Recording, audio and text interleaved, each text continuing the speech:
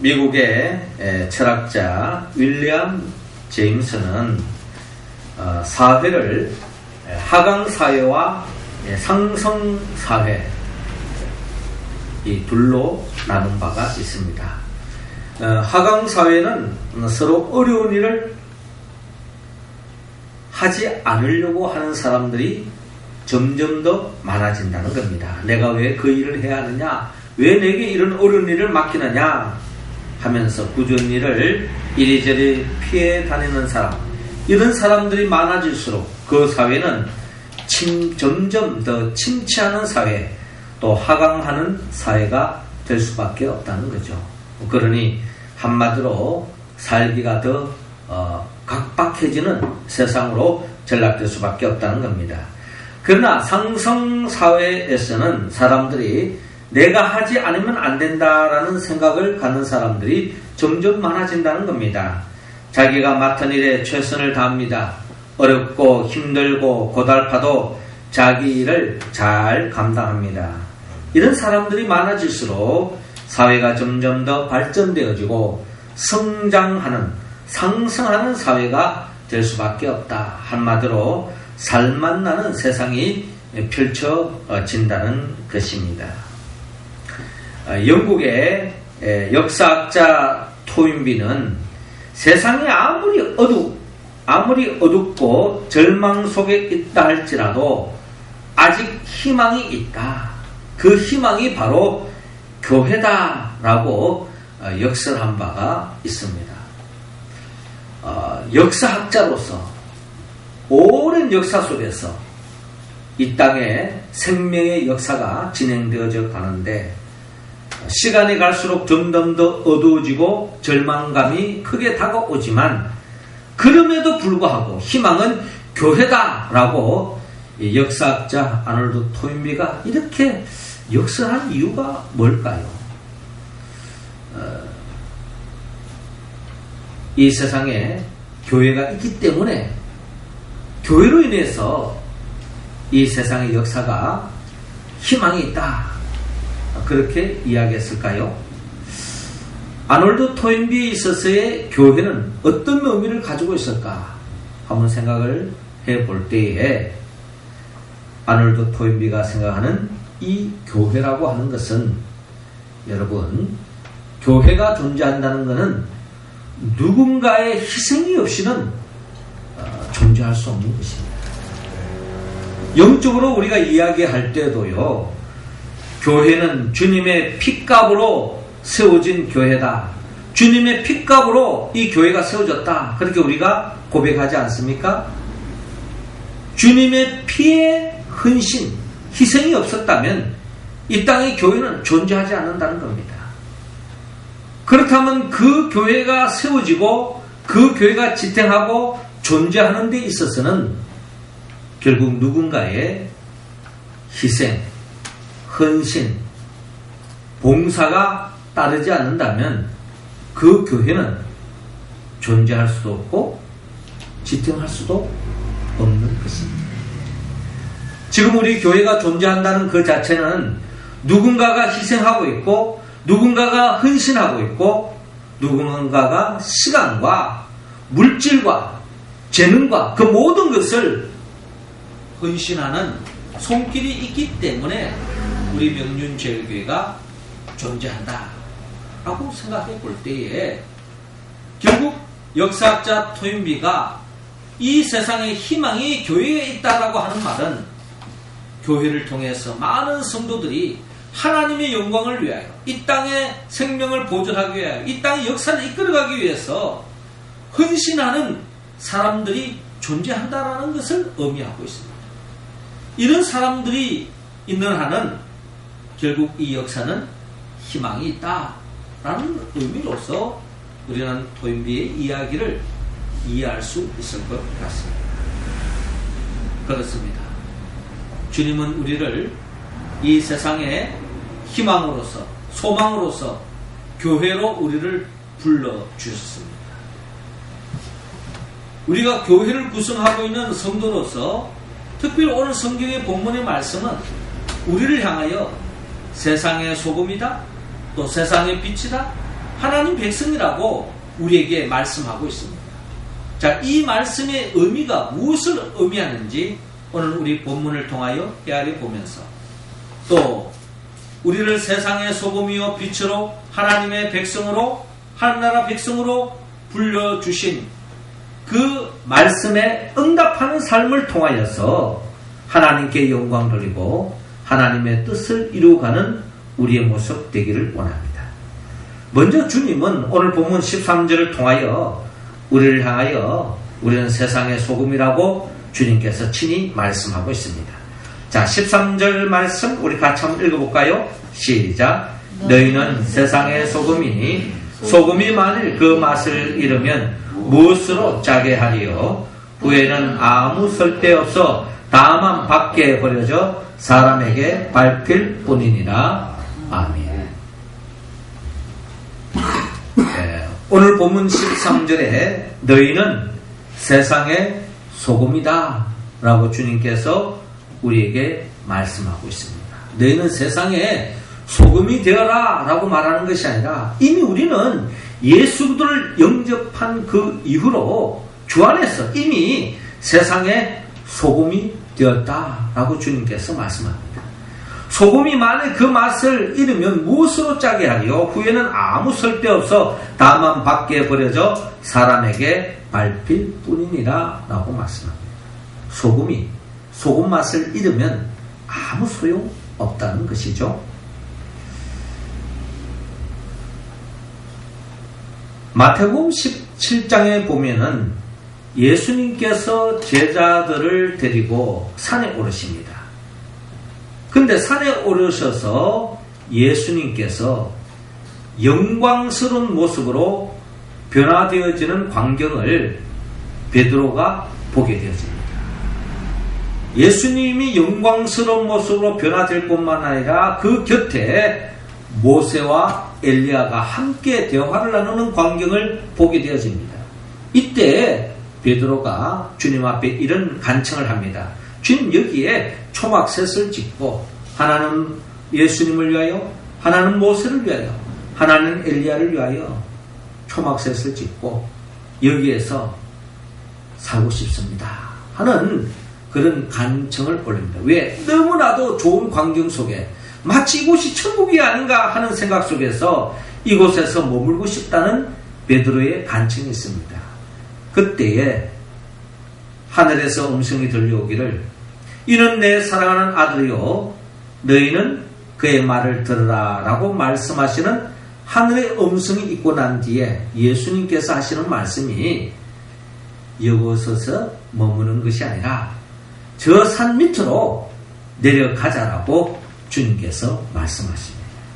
자, 이 말씀의 의미는 예수님께서 제자를 부르신 목적, 예수님이 이 땅에 오신 목적은 변화산상에서 영광스러운 모습으로 그 위에 머무는 것이 아니라 죄로 물들어져 있고 어둠으로 물들어져 있고 부패하고 타락해가는 이 세상을 위해서 주님이 이 세상에 오셨고, 또 제자들을 부르신 목적은 이 썩어져가는 이 세상 속에 소금의 역할을 감당하게 하기 위해서 이 세상으로 내려가야 한다고 하는 그런 의미로서 산 밑으로 내려가자라고 주님께서 말씀하고 있는 것입니다.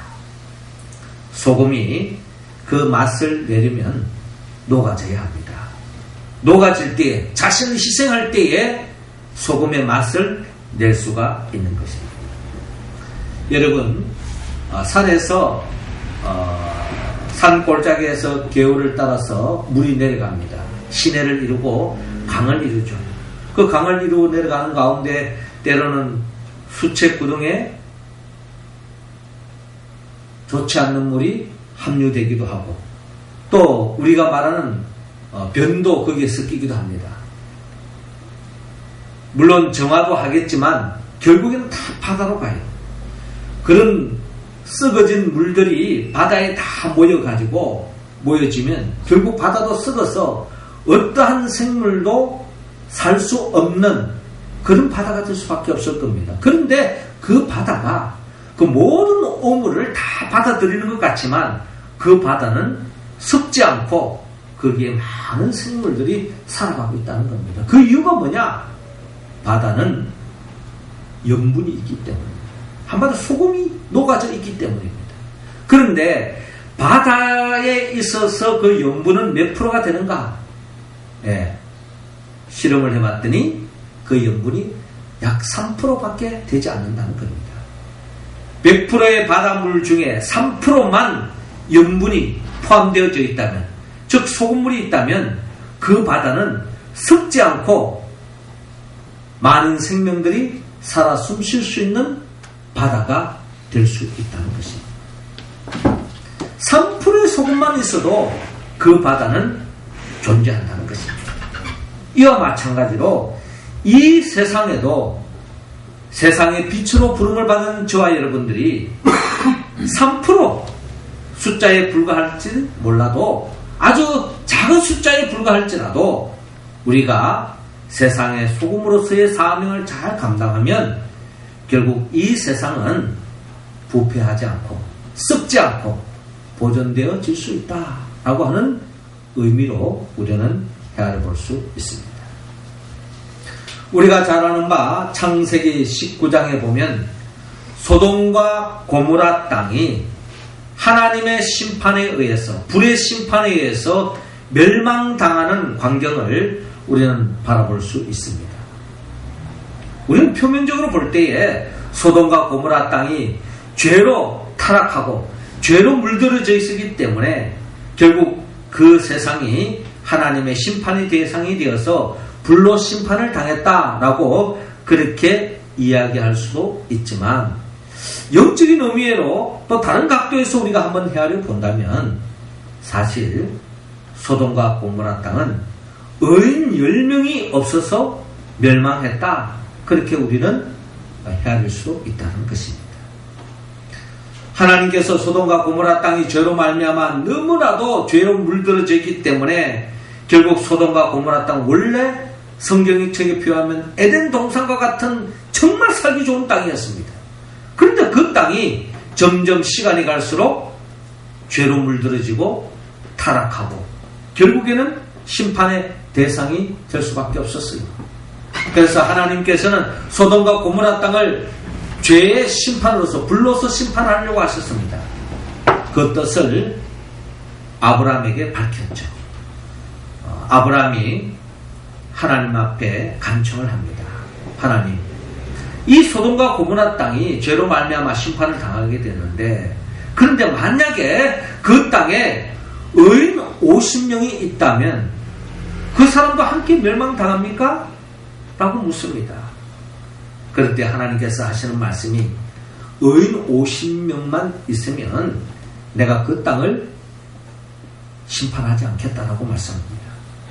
그래서 이 아브라함이 또 간청을 합니다. 혹시 45명만 있어도 어떻게 하겠습니까? 45명만 있어도 내가 심판하지 않겠다. 하나님, 또 간청인데요. 혹시 40명만 있으면 어떻게 하겠습니까? 40명만 있어도 내가 심판하지 않겠다. 아브라함은 계속 간청을 합니다. 혹시 30명만 있어도? 20명만 있어도? 혹시 마지막으로 10명만 있다면 그래도 심판하시겠습니까? 하나님께서 10명만 있어도 내가 소돔과 고모라 땅을 멸망하지 않겠다라고 말씀하셨어요.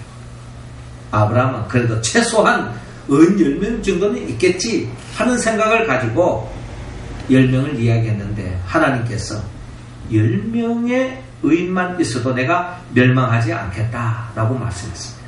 결과는 어떻게 됐습니까? 최소한 하나님의 말씀대로 사는 의인 10명 정도는 있으라 생각했는데 의인 10명이 없는 거예요. 결국에는 하나님의 불의 심판이 소돔과 고모라 땅에 임했다는 것을 성경은 밝히고 있습니다. 자, 그런 의미에서 볼 때에, 아브라함의 관점에서 봤을 때에 정말 극소수 10명 정도는 하나님의 말씀대로 사는 사람이 있을 것이라 생각했는데 그 10명이 없음으로 말미암아 심판을 당했다는 것입니다. 그런 의미에서 볼 때에 주님이 우리를 이 세상의 소금으로 부르신 것은 결국 비록 작은 숫자를 할지라도 하나님의 말씀대로 살아가는 그 사람을 통해서 하나님은 이 세상을 심판하지 않으시고 그 사람을 통하여서 이 땅의 생명의 역사를 계속 진행해 가신다 하는 것을 우리는 창세기 말씀을 통하여 헤아려 볼 수가 있습니다. 우리 명륜제일교회 성도들이 비록 바닷물의 3% 같이 소돔과 고모라 땅의 의인 10명과 같이 적은 숫자일지 모르지만 우리가 이 세상 속에서 주님이 우리를 세상의 소금으로 불러주신 그 소금 맛을 잘 드러낸다면 우리를 통하여 이 땅의 구원의 역사, 생명의 역사가 계속 진행될 줄로 믿습니다. 이어서 주님은 오늘 본문 14절을 통하여 우리를 향하여 세상의 빛이라고 말씀하고 있습니다. 자, 14절 우리 같이 한번 더 읽어봅시다. 시작. 너희는 세상의 빛이라 산 위에 있는 동네가 숨겨지지 못할 것이요. 아멘. 이어 주님은 본문 13절에 너희는 세상의 소금이다 라고 말할 뿐만 아니라 이어서 14절에도 너희는 세상의 빛이다 라고 말씀하고 있습니다. 어둠을 밝히는 세상의 빛이다. 그래서 우리는 이 세상의 빛을 밝혀야 된다는 거죠. 그럼 우리가 이 세상을 어떻게 어두운 세상을 밝히느냐? 랜턴을 가지고 플래시를 가지고 세상을 어둠을 밝히는 것이 아니라 등불을 들고 다니는 것이 아니라 오늘 본문 16절에 이 어두운 세상 속에서 빛을 밝히는 길이 무엇인가를 일깨워주고 있습니다. 16절에 이같이 너희 빛이 사람 앞에 비치게 하여 그들로 너희 착한 행실을 보고 하늘에 계신 너희 아버지께 영광을 돌리게 하라 라고 말씀하고 있습니다. 이 세상 사람들 앞에서 너희 착한 행실을 보고 하늘에 계신 너희 아버지께 영광을 돌리게 하라 라고 말씀하고 있습니다. 즉 하나님께 영광 돌리는 방법, 이 세상에서 우리가 하나님의 영광을 위하여 세상의 소금으로 빛으로 부름을 받았는데 그 빛으로서 우리가 해야 할 일은 착한 행실이라는 것입니다. 착한 행실, 많은 사람들이 보기에 기쁨을 주는, 행복을 주는 그런 삶을 살아라 라는 것입니다.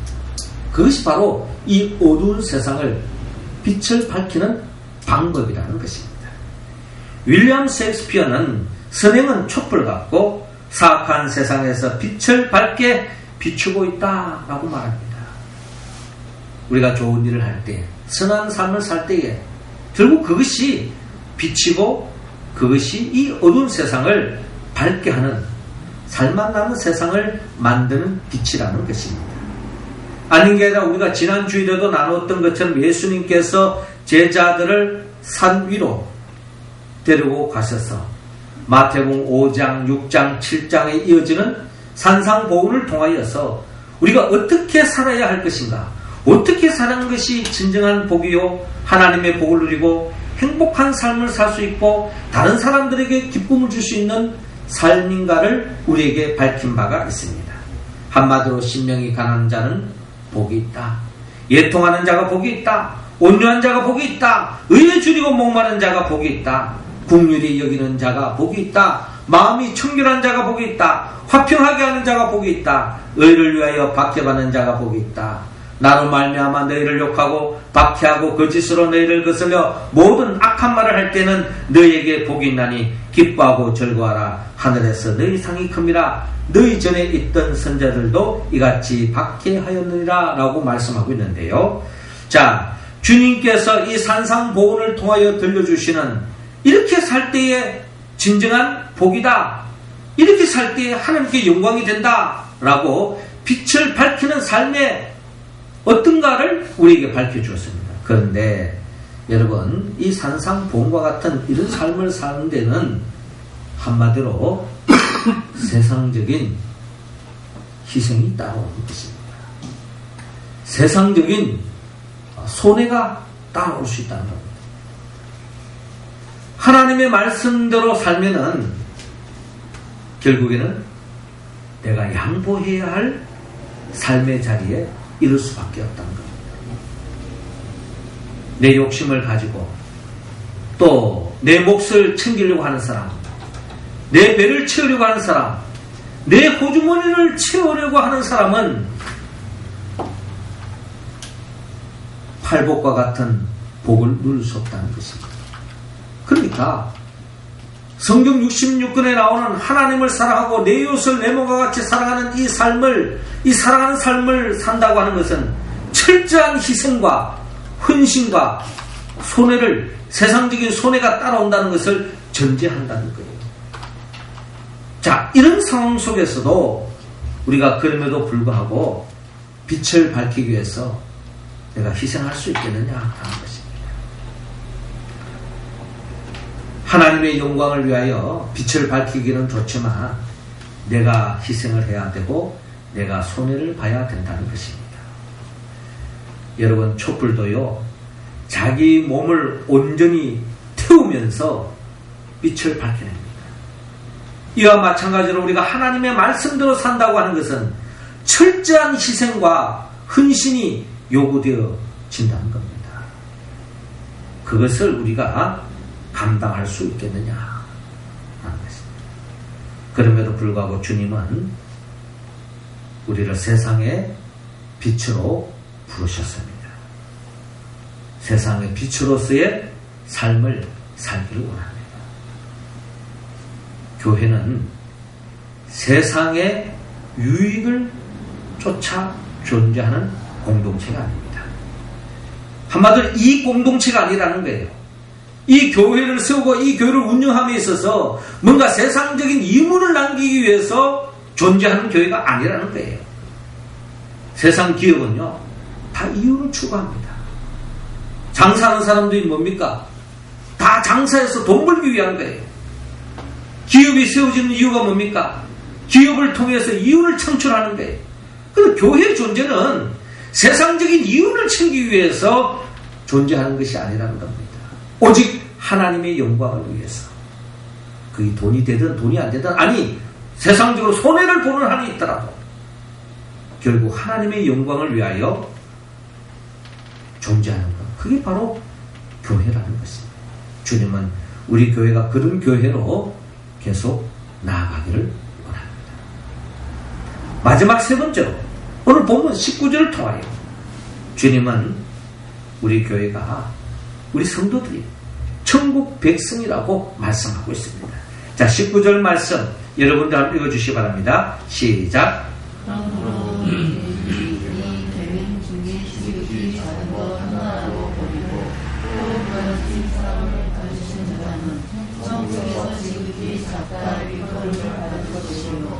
누구든지 이를 행하며 가르치는 자는 성부가 하나 일컬음을 받으리라.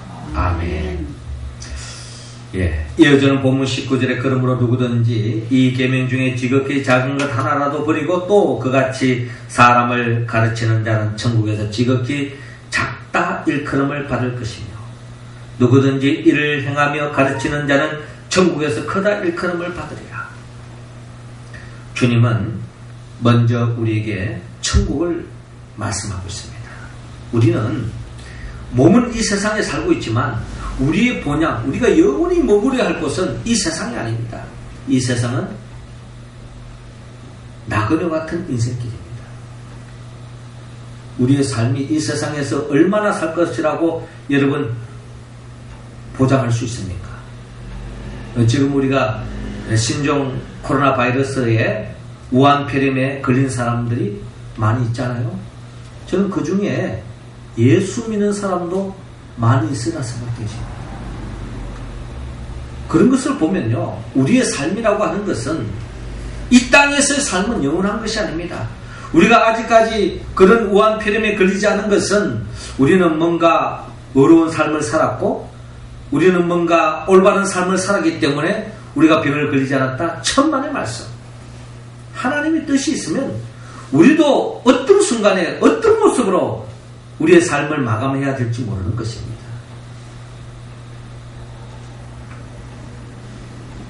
이 세상의 삶은 다 제한되어져 있고 순간적인 것입니다. 우리가 가야 할 곳은 영원한 천국이요, 그것이 바로 우리의 본향이라는 것입니다. 우리는 이 세상을 위해서 존재하는 것이 아니라 하나님의 나라를 위해서 존재하는 것입니다. 그런데 그 천국은 누가 차지하고 누가 그 천국에서 정말 크다고 일컬음을 받느냐? 하나님의 말씀, 지극히 작은 계명이랄지라도 그 말씀을 지키는 사람, 그 사람이 바로 천국의 백성의 주인공이라는 겁니다. 누구든지 이 계명 중에 지극히 작은 것 하나라도 버리고 또 그같이 사람을 가르치는 자는 천국에서 지극히 작다 일컬음을 받을 것이라는 것입니다. 우리가 하나님의 말씀에 순종하는 것, 비록 그것이 손해보고 희생하고 헌신이 따른다 할지라도 말씀대로 살아가는 사람은 반드시 하나님 나라에서 주님께서 그 사람에게 보상해 주시고 복의 복을 더해 주신다고 약속하고 있습니다. 주님이 제자들을 부르신 목적, 우리를 부르신 목적, 이 세상의 소금으로서, 이 세상의 빛으로서 또한 살아가기 위해서 우리를 부르셨다는 것입니다. 주님은 우리가 그러한 삶을 살 때에 천국을 예비해 두시고 천국에서 영원한 영생 복락의 상급으로 우리에게 채워주실 줄로 믿습니다. 사랑하는 성도 여러분, 아놀드 토인비가 이 세상에 희망이 있는데 그게 바로 교회다 라고 하는 그 의미는 우리의 복음입니다. 우리가 존재할 이유가 바로 거기 있다는 겁니다. 왜?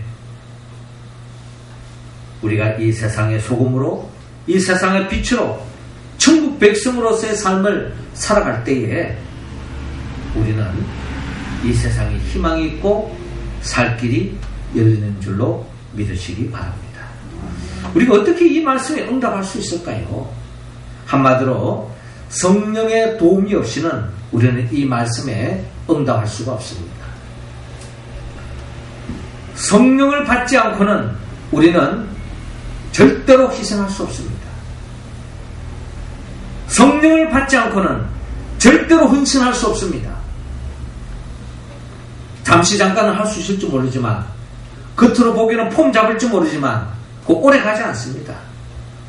성령이 함께 할 때만이 우리는 소금 맛을 내는 소금으로서 이 세상에 녹아질 수 있고, 성령이 함께 할 때만이 내 몸을 태워서 빛을 밝힐 수 있고, 성령이 함께 할 때만이 이 세상 그 무엇보다도 영원한 천국을 사모할 수 있는 것입니다.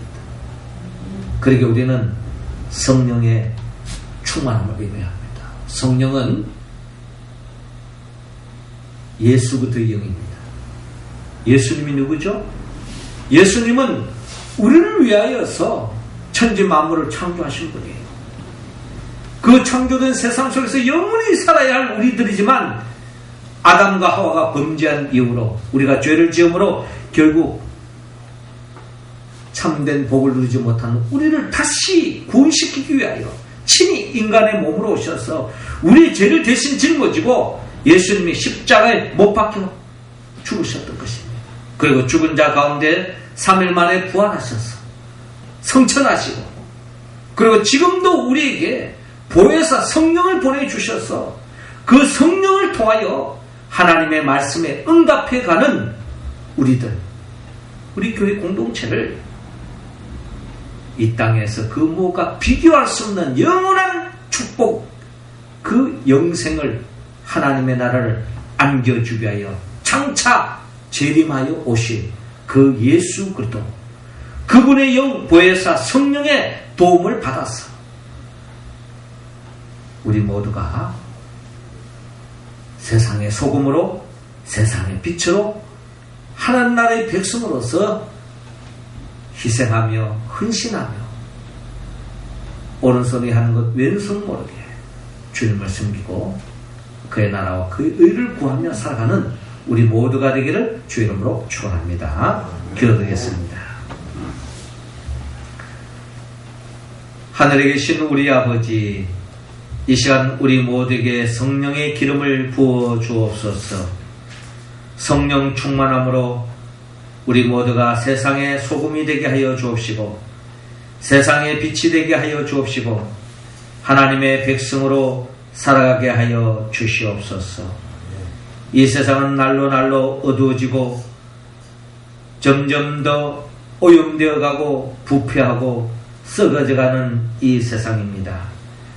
이 세상을 보존하고 살맛나는 세상을 만들기 위하여 우리를 세상의 소금으로 빛으로 하나님 백성으로 불러주셨사오니 성령의 도우심으로 철저하게 헌신하고 희생하고 봉사하고 섬김을 통하여 살맛나는 세상을 만들어가는 우리 모두가 되게 하여 주옵소서. 예수님의 이름으로 기도드리옵나이다. 아멘.